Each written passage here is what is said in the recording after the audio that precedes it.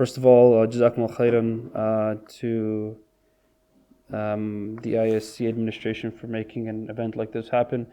That's very important that in a time that monetary policy has become a dinner topic over the last handful of years, it's important that Muslims are aware of what money is and the actual mechanics of how we interact with money, how it's created, and all those different points of discussion. And I think Brother Iyad and Brother Fias have done a marvelous job in terms of, going from the ground up in terms of discussing these the mechanics and the building blocks of what Bitcoin is. And this is something that, again, as Muslims, we must educate ourselves, because in a time of information warfare that we see, information is the way that we defend ourselves in terms of whether it's monetary policy or oppressors or whoever that is. If the more educated we are, the more information that we're able to take in. Some of that information may be misinformation, so we have to make sure that what kind of information we take in and we allow to be a part of our lives and our narratives. It's very important for us to be educated. And I think money was a conversation that our parents and our grandparents didn't really have to talk about, and they just made their money, they spent their money, they invested the money just a bit here and there, went back home with their money. Very simple kind of interactions with money. But I think now with ever since COVID and money printing and all of that kind of stuff, we've been asking ourselves, what is money? So inshallah, over the next handful of, I don't know how much time I have. So right now it's 3:40. Maghrib is at 4:30. We're going to pass the mic back to Sheikh Naveed for the. I just need like 5 to 10 minutes. Yeah. Okay. So inshallah, I'm going to shoot to be done around 4:15, 4:20. Inshallah. So I've running against the clock here. So inshallah, we'll begin. So the agenda, just a quick introduction, benefits and challenges of general cryptocurrencies. Of course, Brother Ayad and Brother Firas have done a marvelous job in terms of discussing Bitcoin. Bitcoin is going to be the center of conversation in this conversation also, but we'll also get into kind of different discussions about cryptocurrencies in general. And then first principles, I think this is something that is very important in terms of why should we ever invest our time or attention or money for something when you don't understand it from the ground up. So inshallah, whether it's blockchain, cryptocurrency, and money itself. So that's a quick agenda of what I hope to discuss today. Just a quick background about myself. My background is mostly in oil and gas. Spent over a decade there in both in Apache and Paramount. Those are very pure oil and gas experience. And that experience kind of assisted me kind of understanding how companies use their capital to ensure that there's value for our shareholders, and then you truly understand that shareholder value is what propels an economy. And if you do not return value to your shareholder, then that's when people exit your share, exit their exposure to your company. And if I held up, I don't carry cash with me, but if I held up a $20 bill with me right now, that is my share certificate in the Canadian economy, you can call it. That $20 bill is my share certificate. I have $20 worth of the Canadian economy in my hand. And for as long as the Canadian economy is strong and healthy and inflating at a manner that is appropriate, then I'll hold that currency. I am a shareholder, you can say, of the Canadian economy. Versus if the Canadian economy begins to inflate or begins to carry on debt more than it can service and all these kind of things, all of a sudden I will begin to divest my exposure to the Canadian economy and then route my resources to another economy that makes sense to me. So that's when again, having that kind of exposure allowed me to really start asking those questions about money and things like that. And right at the crosshairs of when crypto became part of conversations that started to take off in 2017. And that's when I joined Endax's founding team to be part of the finance team there. So ever since then, I've been the financial controller there and continue to be there and continue to grow, alhamdulillah. And a lot of brothers that you'll see specifically in this location, you'll see walking around in Endax shirts. Alhamdulillah, a lot of the community, a few individuals in the community who are part of the community, who are quite active in the community, alhamdulillah, have been part of this company and continue to grow. And alhamdulillah, This is the perfect segue to. There was a few Q&A questions that came up in the Q&A. Was how do I acquire Bitcoin or any sort of cryptocurrency? This is my shameless plug of Index is alhamdulillah one of the regulated exchanges here in Canada. It continues to be regulated, continues to grow. One of the largest exchanges in Canada, proudly Canadian, proudly Calgarian. So continues to grow, and we continue to fight for market share with the big boys in the space, be it Wealthsimple or BitBuy, things of that sort. So alhamdulillah, we continue to grow, and we can have a conversation afterwards of how we can potentially be a solution for those individuals who have the questions of how to acquire Bitcoin and be exposed to that, inshallah.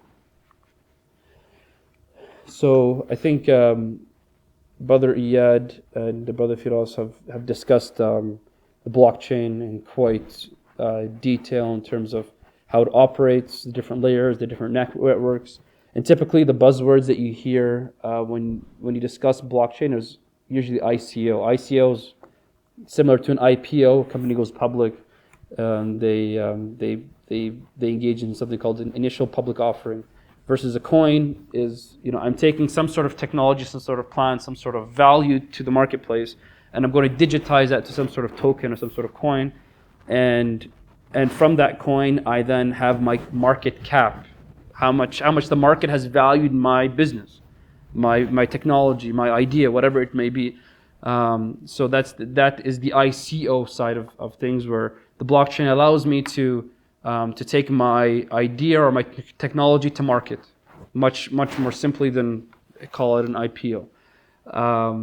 But they're not competing theories that you do an ICO or IPO. No, they're completely different in terms of what they offer, but just in terms of familiarity of phrases. Crowdfunding, for those who have raised funds in the past, it's crowdfunding is difficult because you're only exposed to the people in the room that you're discussing, or whoever gets that PDF document that you shoot across of a business idea. Versus crowdfunding is, I can have fractional ownership in a project or in any sort of idea across the globe, from people I do not know, nor do I have to know, nor will I ever know ever. They're just a number on a blockchain, where the blockchain is gathering this information and taking in these records and ensuring that they are recorded correctly and recorded to ensure the value of the business. And then decentralization, and back to Brother Iyad and Brother Firas's point, is that centralization is very simply, I'm decentralized. I'm not connected to any central banking system. Again, back to my $20 analysis. If I held a $20 bill in my hand, that is centralized currency because it's tied to some sort of centralized government that has a centralized bank. Everything is kind of tied into one another. Versus Bitcoin or blockchain is completely decentralized. So there's no sort of government, call it vetting of protocol or vetting of ledgers and things like that. Yes, the exchanges themselves, like Index, yes, have government regulatory requirements, but the currency itself or the blockchain itself doesn't. So those those kind of buzzwords are the things that typically come up. ICO, crowdfunding, decentralized. But I think it's take it one step even further than that to a much more elementary level. If your 85-year-old grandmother came to you and asked you, what is the blockchain? Everyone's talking about it. What is it? In a few words, what is it? What is the blockchain? Can somebody, no more than 3 words, what is the blockchain? 3 words. No more than 3 words. Yes. A series of transactions. Okay, that happens on the blockchain. But what is the blockchain? The academics on this table just a few moments ago spent hours discussing this. Decentralized. Okay, that's one word. There's a few more words you got to attack onto that. Carrier of information. What kind of? So you're taking the information and you're placing it onto a database or a L word. What's the L? Ledger. So the blockchain, very simply, is an immutable public ledger. Immutable public ledger. Immutable meaning it cannot be changed, it cannot be altered, it cannot be edited. As long as the transaction happens, it'll capture it. And unlike, if for anyone, whoever has had an error in their bank statement, you call the bank and say, hey, you charged me a fee when you were supposed to be, oh, sorry. They go and edit the ledger and say, okay, now you're fine. So that ledger can be edited. The blockchain cannot be edited. Immutable public. So if you knew my public address, you would know my public holding. My holdings would be made public.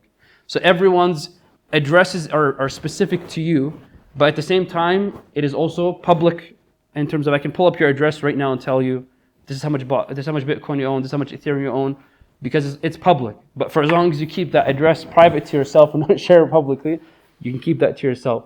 So immutable public ledger. That at any point in time, all the different transactions that are happening, it's keeping track of the debits and the credits and who's going where it's going. It's supposed to go to this address, it's not supposed to go to that address.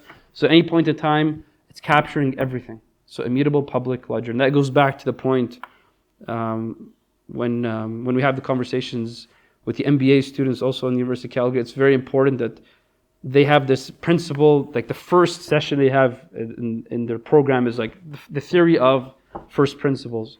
That you do not invest any time, any effort, any money to something until you understand it.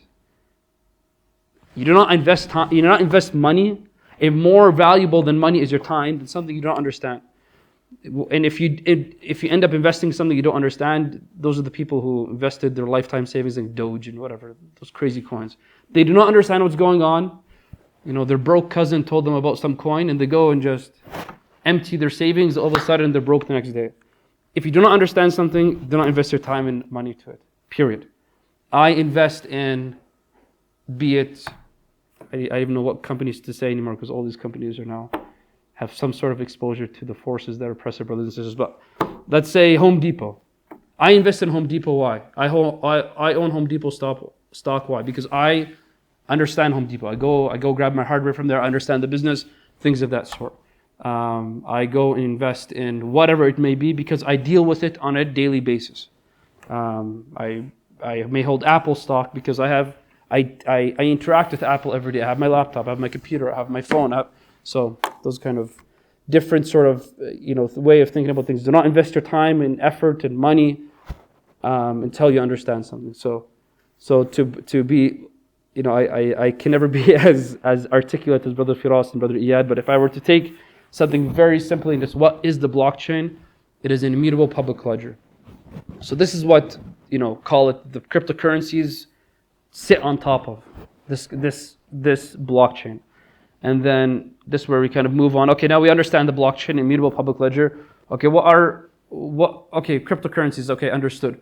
Why do people generally want to hold cryptocurrencies rather than fiat?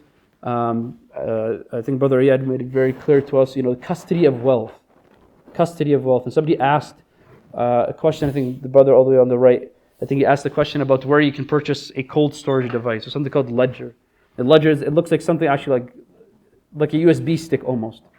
And if I put my Bitcoin on my ledger, let's assume this is a ledger right now. I put my Bitcoin on here. I punched it to my computer, I moved it off the exchange onto my cold ledger, I unplugged it from the computer. Where's the Bitcoin right now? It's in here. It's in my pocket. It's with me. Versus if I have my phone, I open up my TD app right now. Is my money on my phone? It's not. So that's the difference. The Bitcoin is actually on my cold storage ledger. It's actually on here.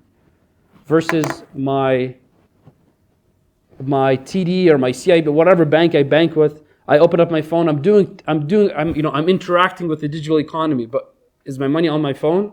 It's not. It's not like when I shoot an e-transfer to somebody that there's some sort of Bluetooth technology that moves. No, absolutely not. It's just a transaction in the background. The bank does an entry and this account owed this account, and then it settles it and it's done.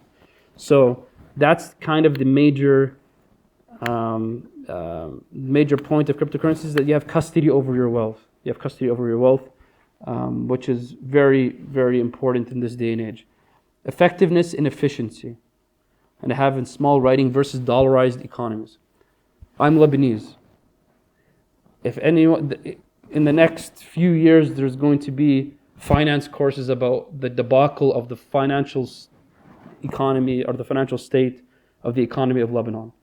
And this is the greatest example of how an economy tried to battle inflation with an empty war chest. The country itself is a net, so I don't want to talk too much about this, but it's a net importing nation. A net importing nation. So it doesn't have many resources. Yeah, it may have resources, but it doesn't have the industry to extract those resources and sell them to the world. So it imports its wheat, its technology, its day-to-day items from the rest of the world. So as it's taking in all this debt, I now pay this debt in what? In issuing you Lebanese pound, call it debt bonds or whatever. If I have US dollars at the time, I'll pay you in US dollars. But if I don't, then I just issue you Lebanese debt. Now, the country itself, of course, like many of the countries that are dollarized, all of a sudden now have all this debt on their books. And your debt, you issued it years ago, and now inflation just blows up. Okay, so Lebanese pound was 1,500 pound to one Lebanese dollar. It then went to 100,000 Lebanese pounds to one US dollar. So it lost 99% of its value in a matter of months. So I think Brother Iyad and Brother Firas had a beautiful illustration of the US dollar losing 96% over 26 years in terms of purchasing power. The Lebanese lira, Lebanese pound, had lost 99% in a matter of months. People woke up and they were poor. If you held Lebanese liras, you're poor. And even if you had US dollars in a Lebanese bank, the Lebanese bank would not give you those dollars. They will not allow you to withdraw those dollars other than things like $50 a day. Imagine your lifetime savings in a Lebanese bank, thinking, I'm done, I'm going to go retire in Lebanon. I've moved my wealth there. You can't even access your wealth. Forget it if it was Lebanese pounds or dollars. And the reason why they locked people's ability to withdraw money, withdraw US dollars specifically, is the government itself had been exposed that it didn't have the dollars in the country because it was a net importing nation. The dollars were leaving the country. And the government itself was investing outside of the country. Rather than investing to grow its GDP and different industries, they would be purchasing real estate in London and in Paris and whatever, saying those are good investments for government holdings, which make absolute nonsense. You're taking US dollars and you're investing it in the European economy, not investing it even in your country. So at the end of it all, an empty war chest, they go, the country itself is absolutely broke. So if you owed any debt to Lebanon, too bad, too sad, you ain't getting it back. So this was the issue. So now that was Lebanon yesterday. Now what is the argument now? Should we completely dollarize the economy?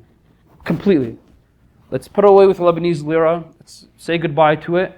Let's just dollarize the economy. Let's dollarize the economy. Okay, so that makes sense. People are in Lebanon. Lebanese US dollars are being circulated generally. It's not very accessible, but it's there. So people can buy and sell to an extent.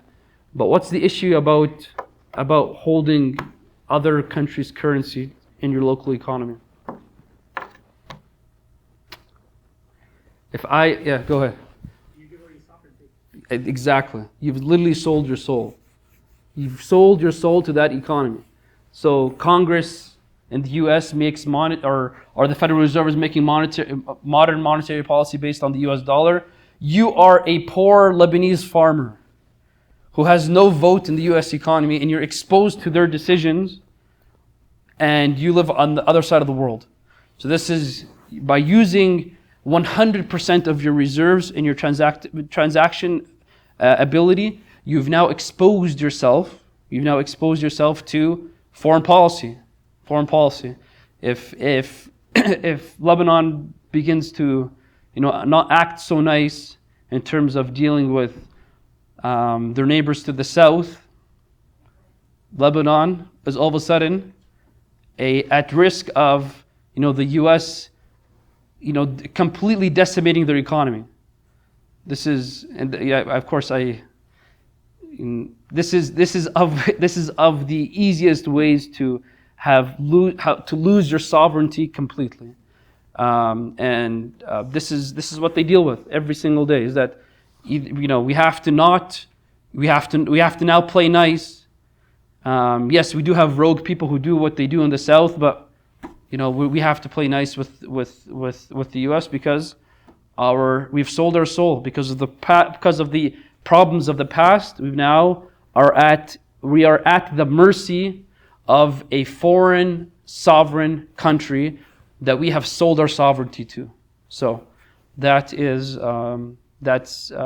kind of feeds into effectiveness and efficiency, because it goes to the point, if I am a remote country in the middle of Africa, in the middle of, completely torn away from society, or even in Asia, call it, I have no sort of connection to the U.S. banks or U.S. monetary policy or anything. The easiest thing to do is to dollarize my economy. Easy, dollarize my economy. But what are the costs of dollarizing my economy? If I'm going to start a country today, be it anywhere in the world, I'm going to dollarize my economy. What are the costs that I face? So first of all, the biggest cost is it's a non-financial cost, is my sovereignty. Let's talk about financial costs now. Actual monetary costs that I face of starting a dollarized economy. Distribution of dollars. There's a cost involved with that. How about banks? All of a sudden I need banks to hold these dollars. All of a sudden I need roads that lead up to these banks. I need infrastructure. I need all these different costs to dollarize my economy. What's the cost of turning my economy into Bitcoin? A $40 phone with a camera? Everyone has. There is almost, you can't even compare the cost between the two options. Dollarize the economy or push it to Bitcoin itself.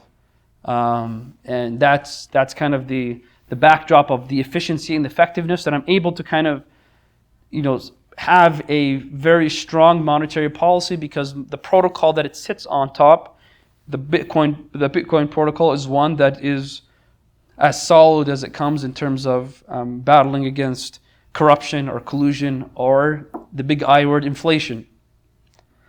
So Brother Ayad and Brother Firas made it very clear in terms of how Bitcoin battles inflation, because of the supply being controlled, or supply never necessarily being altered, while the demand can do whatever it wishes. So for as long as there is supply under control, demand can do whatever it wants to do, but supply is steady and fixed. Versus in COVID, when governments printed money, what happens then? Supply goes through the roof. Supply goes through the roof. I've dumped all this money into the economy, so the supply of dollars, the supply of euros, the supply of whatever has gone through the roof. But my demand, what happens to my demand? It goes and it follows it immediately. Okay, so now things start opening up, economies start recovering. Now I have to bring back those dollars into the system. I have to artificially remove them from the system. For those who listen to the pundits on news, what's the words that they like to use? Financial, either tightening or easing, right? So either you can tighten the economy by call it burning those dollars or purchasing bonds to offset those dollars, or you make it harder for demand to grow. I want my demand to come down now. Who drives demand? We do. Consumers drive demand. How do I make you stop buying enough that demand can come down? The other I word. Interest. I raise my interest rate to make it harder on you, so you purchase less, so then as I'm artificially bringing down supply, my demand can follow it.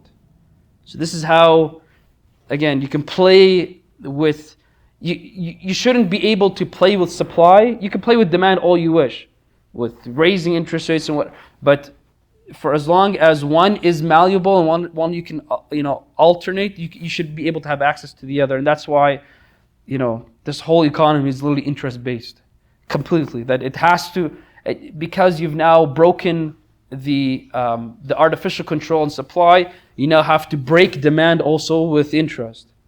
And this is how Bitcoin kind of solves that, in terms of there is a finite supply. I can keep, as I mine every day, there's new Bitcoin, but there is a finite amount at the end. After all the halvings are done and all the mining, there's a finite number that we are working towards, like gold in this world. Every day I'm going chipping away and chiseling away. Okay, I have a piece of gold here, a piece of gold here. At the end of the day, there's only a finite number of tons of gold on this planet, similar to Bitcoin. And this is how you battle inflation, because supply is under control. Because supply is under control. So somebody may say that, inflation reduces my wealth, or call it reduces my purchasing power. But Bitcoin 2 years ago was $80,000. And if I held Bitcoin from then through 2022, I lost a third of my wealth. So how is it a battle against inflation? It goes back to the point of it's the supply that we're dealing with. The price can do whatever it wants. It's based on the demand of that specific commodity. That's why it's very important that we, I don't. Again, I should have began this session by saying this is not. I have no sort of investment advice today. Nor will I ever, because of the fact that we're not in the business of providing that. But the only thing I can mention to you folks is invest what you're comfortable with. People like to say invest what you're willing to lose, but that's a very negative way of coming across it. And any sort of thing, when you're investing for your retirement 30, 40 years from now, you're not taking 100% of your paycheck and putting it aside. You're taking 30%, 10%, whatever it may be that you're comfortable with, and you're putting it aside. And then if you lose all of that retirement, of course it's still going to hurt. So people like to say that lose what you're willing to hurt and go sleep well at night. Invest what you're willing to be comfortable with. It's all about comfort, because everyone's looking for that get rich scheme. And if it sounds too good to be true, it's probably too good to be true. That's why I think at Index we try to do as good of a job in terms of only offering coins that kind of, if I would not invest them in personally, why should I offer it to people so they can invest it and then be hooped later on? Makes no sense. If I would invest it in personally, as management, we would never do that. So that's kind of the underlying tone of crypto in terms of that. So, and then again, I'm trying to take it one step back in terms of what is money. Money is energy at the end of it all, right? So I think Bitcoin is the mode of money that kind of takes energy and makes sense for everyone, rather than if I'm in debt, I owe Sheikh Naveed $100. What do I do? I go to my bank account, withdraw $100, and I hand it to Sheikh Naveed. Or if I had a money printer, I would print the money and hand it to Sheikh Naveed. So there's two options I can settle my debt. Either print the money or actually work, create the energy, and then pay off that debt. And what governments do is, rather than making the energy, what's the energy for the what is the value or the cash flow of a country? It is their GDP. The lazy way of a country paying off their debt is printing money. I'm not going to wait 10 years for my GDP to rise, for my cash flows to go up, and then pay off my debts to all these different countries. No, I just hit the money printer, it prints the money, and then I'm good.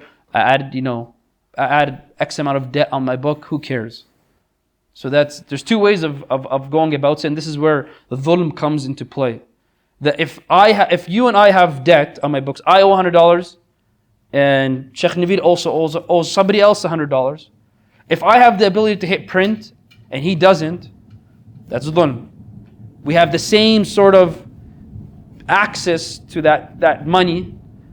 If I'm able to print my way out of the problem, versus he has to work his way out of the problem, there's dhulm. And if I'm printing my way out of the problem, I'm actually diminishing his ability later on because I've inflated his currency that we're both using. That I may print it and I pay $100. The $100 he's about to go pay off is actually only worth $99 of debt. So I've harmed him two ways. And it just compounds and compounds and compounds.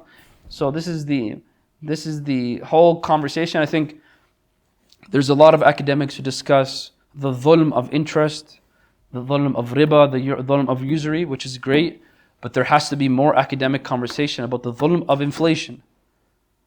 The dhulm of inflation and how, if for those people who don't have any sort of consciousness or don't care about interest or whatever, I can battle inflation by doing what? By taking interest revenue. Can I not? Because if I didn't care if usury is haram or not, what do? The Bank of Canada is saying my money is inflated 9% quarter over quarter. Inflation had gone up 9%. But the interest rate itself, call it just for math, just for the purposes of math, interest is at 10%. Inflation is at 9%. So what's my real interest rate after you've adjusted for inflation? It's 1%. So this is where there has to be a much more, I think, succinct conversation with the people who we rely on in terms of having that financial background of, we can't just, we as Muslims, we have to protect ourselves from inflation and protect ourselves from interest, because both of them, Allah subhanahu wa ta'ala says that for as long as you rely on those, your wealth and your society and your families will collapse. So we want to make sure that we're on side. But we have to make sure that that is one dhulm more than harmful than the other. Both of them are evil. I'm not here to ever make halal haram or absolute. Both of them are evil. But how do you protect yourself from inflation? There are, things like cryptocurrencies and things like that. So we have to be very careful with that, because the people who tell us what inflation is, they publish that number of inflation. That I think last quarter, September, we had numbers that said inflation was 5.5%, 5.5%. So then you say, okay, that's good, because the inflation last quarter was around 7 or 8%. Okay, so inflation is good. But if you were to read that, what's that report called? What's the inflation report called? It's called the CPI report, Consumer Price Index.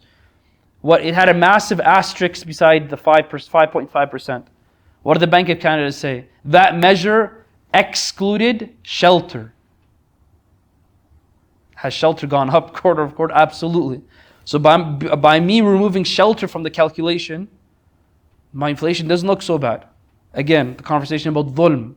You are publishing numbers. Yes, you may be clear enough that you're putting asterisks and saying this, and that's blurry for people who are just trying to make ends meet. So again, the whole conversation of money is something that Muslims need to be a part of, because governments, at the end of the day, they represent us, and we have to. For us, we are angry as Canadian taxpayers that American taxpayers and Canadian taxpayers or British taxpayers, that an X amount of our tax dollars go to harming our brothers and sisters across the globe, and it makes us angry.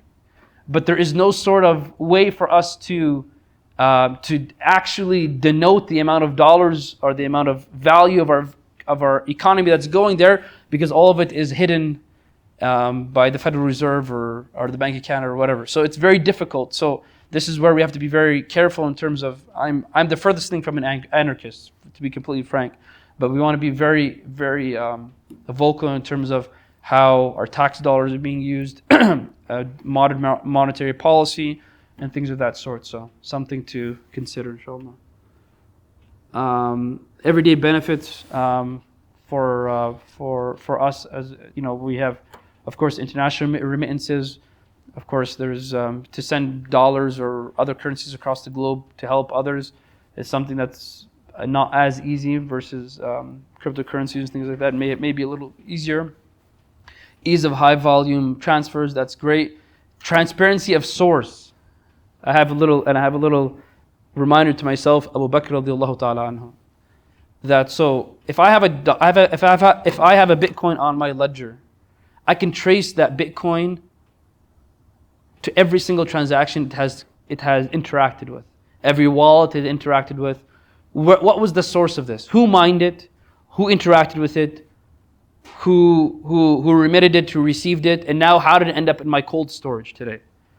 And there's a story of Abu Bakr radiallahu ta'ala anhu that he was eating the food, he was eating a meal that was presented to him, and as he's eating it, it was mentioned to him that source of that funds were from somebody who had a questionable income.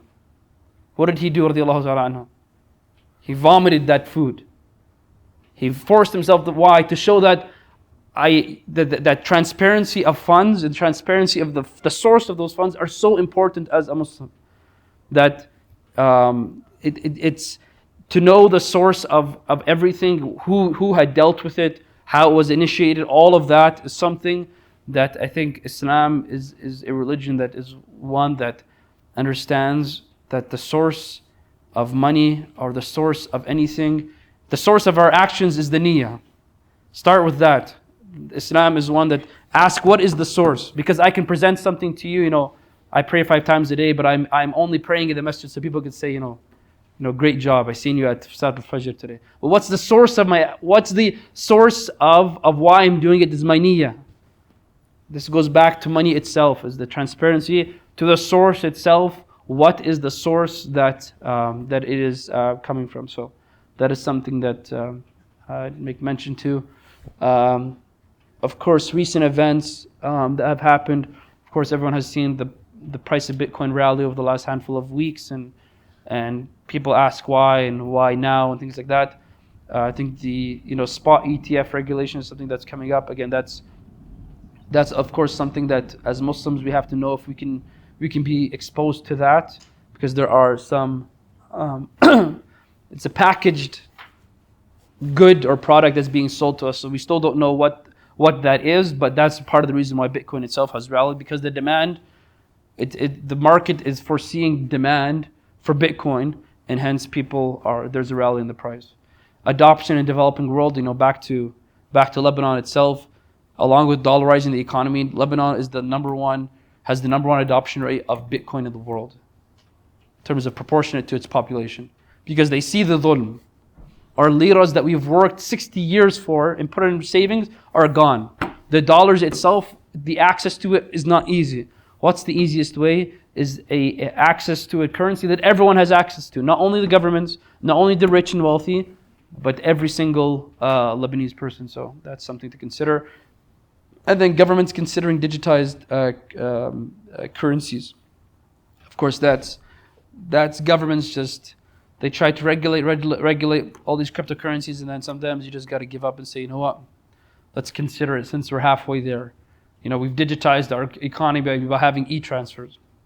They still don't understand blockchain. If they think that they have digitized the economy by us having bank apps on their phone, they're very far from understanding the blockchain. But again, there has been conversations about digitized currencies, but that's for a later date, inshallah, that we can go into more detail about.